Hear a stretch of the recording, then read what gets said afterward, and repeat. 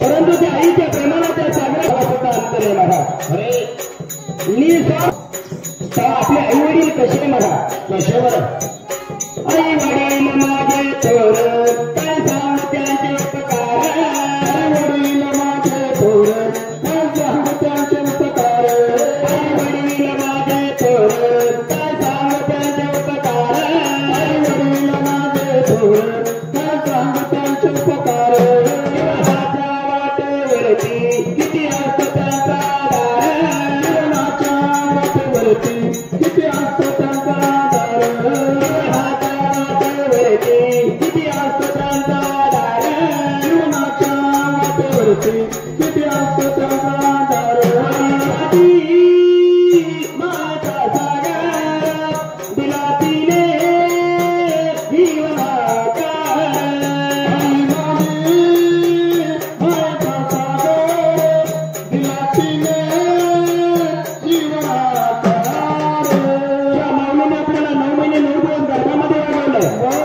हाताचा पाना केला, नेत्राचा डोळा केला, मांडीचा चौरंग केला, राजाच्या घरच्या आईने केला. बघा शबा स्वतःच्या रक्ताचं दूध करून आपल्याला पाजलंय. दादा एक खोटा दुधाचा तेल बनवण्यासाठी आईला 2 तेल रत्न जाळावं लागतं. बरोबर. त्या आई बाबाचे आपल्यावरती इतके उपकार आहे. किती रात्र दिवस कामावर कष्ट करत त्या बापानं आपल्याला लहानचं मोठे केलं. बघा जन्म दिला आईनं, मोठं केलं बापानं. स्वतःच्या अंगाचं कातडं करून जरी आई बापाच्या पायाला पायतण बनवलं तरी त्यांचे आपल्याच्याने उपकार भेटणार नाही. तवाच्या आई वडिलांना कधी अंतर द्यायचं नाही आणि कधी विसरायचं नाही, कधी माघारी बोलायचं नाही. कारण त्या आईबापाने आपल्यासाठी किती कष्ट सोसले.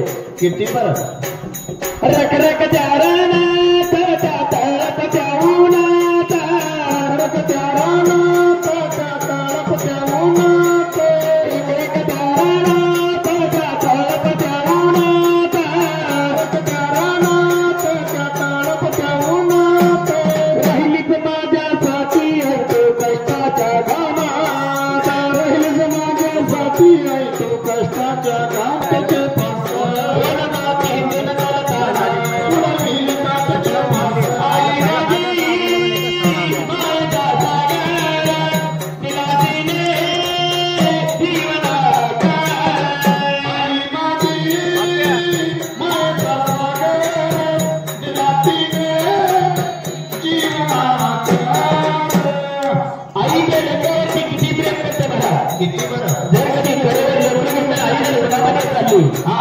त्या लेकराला वडिलांना स्वतःवरच्या ड्रायव्हरचा पदार्थ लेकराच्या ड्रायव्हरची घातली. स्वतः ओढामध्ये राहते पण लेकराला कधी ओढामध्येच नाही. बरोबर.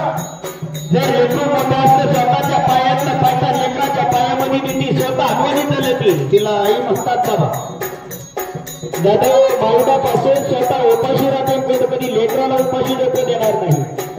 आई म्हणावे कोणाला कोणाला लेकराची माय वासराची गाय आणि दुधावरची साय तिलाच म्हणतात माय.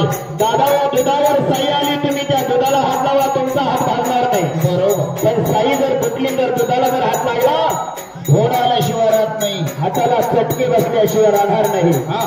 त्या साईप्रमाणे आपले आई वडील आपलं रक्षण करत असतात. अरे त्यांच्या प्रेमाच्या छत्रछायेखाली आपल्याला कधी दुःख जाणवत नाही. पण ज्या दिवशी या जगातून आईबाप गेले ना मग आपल्याला दुःखाचे चटके लागल्याशिवाय राहत नाही. बघा अरे जोपर्यंत आईबाप आहे त्यांची किंमत आपल्याला कळत नाही.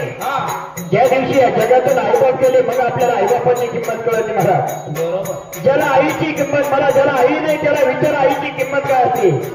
ज्याला बाप नाही त्याला विचारा बापाची किंमत काय असते. मला अरे आई शब्द असा आहे आ म्हणजे आत्मा आणि ई म्हणजे ईश्वर.